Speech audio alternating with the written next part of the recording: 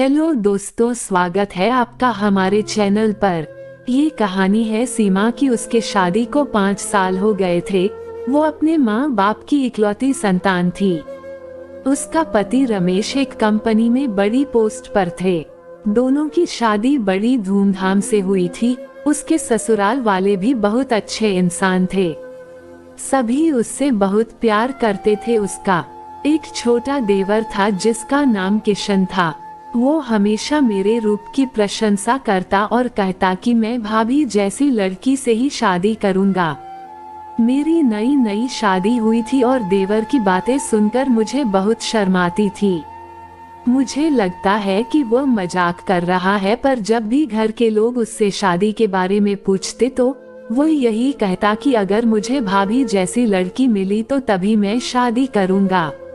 और अब मुझे धीरे धीरे ये लगने लगा कि मेरा देवर इस बात को बहुत गंभीरता से ले रहा है। इसलिए जब भी वो ऐसा कुछ कहता मैं उसे हंसी में कहती कि मेरी कोई छोटी बहन नहीं है। तब वो मुझसे मजाक में कहता कि आप अपने माँ बाप से ठीक से पूछो कि आपकी कोई छोटी बहन होगी, उन्होंने आपसे यह बात छुपा कर रखी हो।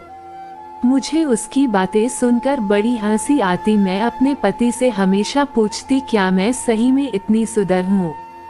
मेरे पति कहते हाँ तुम बहुत सुंदर हो, अगर तुम्हारी कोई छोटी बहन होती तो मैं जरूर अपने भाई को शादी उससे करवा देता। उनकी ऐसी बातें सुनकर मैं थोड़ी नाराज हो जाती, क्योंकि बचपन से ही मुझे एक भाई और बहन की कमी हमेशा खलती थी। मगर सच तो ये था कि मेरी एक भी बहन नहीं थी और मैंने यह बात कई बार अपने देवर से भी कही, पर वह एक ही जिद पकड़कर बैठा था कि मुझे भाभी जैसी लड़की से ही शादी करनी है। जब मेरी सास उसके लिए लड़की देखती पर वो हर रिश्ते के लिए मना कर देते और कहते कि मुझे भाभी जैसी लड़की से ही शादी करनी है। फिर आप लोग भाभी जैसी लड़की क्यों नहीं ढूंढ रहे हैं, और अगर आपसे नहीं हो पा रहा है तो मैं खुद ही अपने आप शादी कर लूंगा। ऐसी बातें सुनकर घर वाले बहुत परेशान थे। मैं भी अपने आप को अपराधी जैसा महसूस करने लगी थी। कुछ दिनों बाद मेरे देवर को कुछ काम से बाहर जाना पड़ा और 1 महीने बाद जब वे लौटे तो कहने लगे कि मैंने भाभी जैसी लड़की ढूंढ ली है। आप सभी मेरे साथ चलो और मेरी शादी तय कर दो। ये सुनकर हम सभी उसकी तरफ हैरानी से देखने लगे। मैं सोच में पड़ गई कि कोई लड़की मेरे जैसी कैसे हो सकती है। तब मेरे पति कहने लगे कि शायद उसे शहर में कोई लड़की पसंद आ गई है और उसे उसी से शादी करनी है, तो आप लोग देर ना करके शहर जाकर उसकी शादी पक्की कर दीजिए। ये सब सुनकर हम सभी बहुत खुश थे, क्योंकि कब से हम इस दिन का इंतजार कर रहे थे। लेकिन मैं ये सोचती जा रही थी कि वो लड़की कौन है जो मेरे जैसी दिखती है। दूसरे दिन मैं और मेरी सास देवर के साथ उस लड़की को देखने के लिए उनके घर के लिए निकले। हम सब बहुत खुश थे, पर मुझे हैरानी तब हुई जब मेरे देवर ने गाड़ी मेरे मायके के रास्ते की तरफ मोड़ दी। मेरे देवर को मेरे जैसी लड़की हमारे ही घर के आसपास मिल गई थी। अब मुझे जल्दी पता लगने वाला था कि मेरे देवर ने कौन सी लड़की पसंद की है, और मैं आश्चर्य तब हुई जब मुझसे कहने लगे कि भाभी नीचे उतरिए, उस लड़की का घर आ गया है।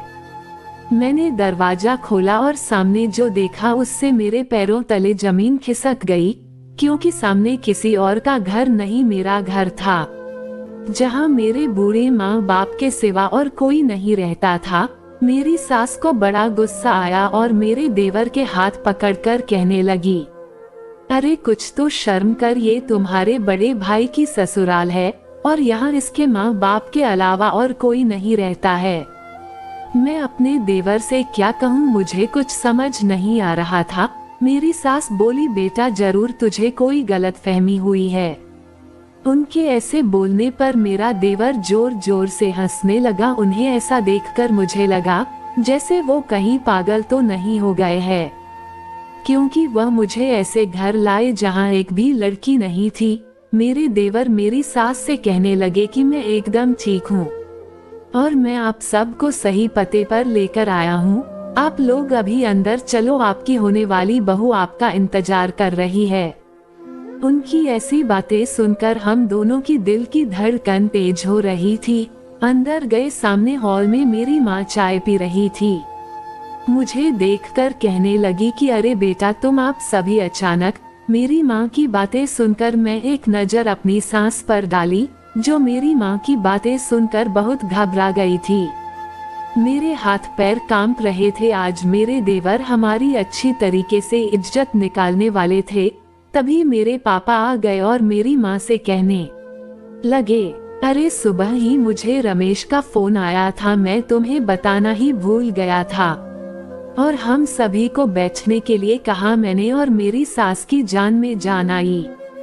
पर मेरे देवर की नजर उस कमरे पर थी जहां मैं शादी से पहले रहती थी।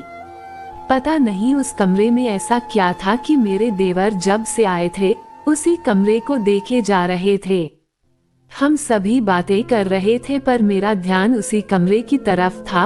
उतने में माँ कहने लगी कि आप सभी बैठे, मैं आप सभी के लिए चाय नाश्ता लेकर आती हूँ। उतने में मेरे देवर कहने लगे कि आप क्यों चाय नाश्ता बनाएंगे, उनसे चाय बनाने के लिए कहिए। ये सुनकर मेरी माँ हंसने लगी और मैं एकटक उन हम दोनों को देखे जा रही थी। अब मुझसे रहा नहीं गया, मैं माँ से बोली, आखिर यह किसके बारे में बात कर रहे हैं। उतने में मेरी माँ ने आवाज लगाई है और उस कमरे से मेरी जैसी लड़की बाहर आई और हमारे सामने आकर खड़ी हो गई। मैं तो उसे बस देखते ही रह गई, क्योंकि वह हूबहू मेरे जैसी ही दिख रही थी, मानो वह मेरी जुड़वा बहन ही हो। मैंने माँ से पूछा कि यह कौन है। उतने में वो आगे आई और मुझसे गले लग गई और कहने लगी कि मैं तुम्हारी छोटी बहन हूँ। उसकी बात सुनकर मैं सन रह गई कि ऐसा कैसे हो सकता है। मैं माँ पापा की तरफ देखा, तब पापा कहने लगे कि ये सब तुम्हारे देवर की वजह से हो पाया, वरना हम लोगों ने तो उम्मीद ही छोड़ दी थी। मैंने पूछा, आखिर बात क्या है भाभी, आप पहले अपने पापा की बात सुन लो, फिर मैं आपको सब बताता हूँ। आपके माँ बाप ने यह बात छुपा कर रखी थी कि आपकी भी एक बहन है। मैंने अपने माँ पापा की तरफ देखा और उनसे पूछने लगी कि आप लोगों ने यह बात मुझसे क्यों छुपा रखी थी। मेरी बात सुनकर मेरी माँ रोने लगी और पापा कहने लगे कि तुम्हारी माँ को 2 जुड़वा बेटी हुई थी, तुम दोनों दिखने में भी एक जैसी ही थी। हम दोनों ने तुम दोनों को बहुत ही लाड प्यार से पाला है। एक दिन कुछ काम के सिलसिले से शहर जाना पड़ा। तुम दोनों दिखने में एकदम एक जैसी थी, इसलिए तुम्हारी माँ तुम दोनों को संभाल नहीं पाई और तुम्हारी बहन मालती मेले में खो गई। पुलिस में शिकायत भी दर्ज कराई थी, पर वह हमें मिली नहीं। तुम्हारी माँ ने मुझे फोन करके सारी बातें बताई, लेकिन तब तक बहुत देर हो चुकी थी। हमने उसे बहुत ढूंढने की कोशिश की, पर वह हमें नहीं मिली। ऐसे ही वक्त बीतता गया, पर हम उसे भूल नहीं पाए। मेरी सास ने माँ को चुप कराया। तब मैंने अपने देवर से पूछा कि तुम्हें मेरी बहन कहाँ मिली। ये सवाल आप पहले अपनी बहन से पूछो। मैंने मालती से पूछा तो कहने लगी कि मेरे खो जाने पर मुझे जिस औरत ने देखा उसे कोई बच्चा नहीं था। वो मुझे मेले से ले गई थी और पुलिस से बचने के लिए वो मुझे दूर ले गई और मुझसे ये सारी बातें छुपा कर रखी। उसने अपने बेटी जैसा ही मुझे संभाला और मुझे पढ़ा लिखा कर बड़ा किया। लेकिन कुछ सालों पहले ही पता चला कि उन्हें कैंसर है और कुछ दिनों बाद चल बसी, लेकिन जाने से पहले उन्होंने मुझे सब सच बता दिया था। मुझे नहीं पता था कि मेरे माँ बाप कौन है, इसलिए मैं फिर से शहर की तरफ लौटी। मुझे जानना था कि मेरे माँ बाप कौन है। फिर मैं एक जगह नौकरी करने लग गई। उसकी बात आधे में ही काटते हुए मेरे देवर कहने लगे कि आगे मैं आपको बताता हूँ कि क्या हुआ है।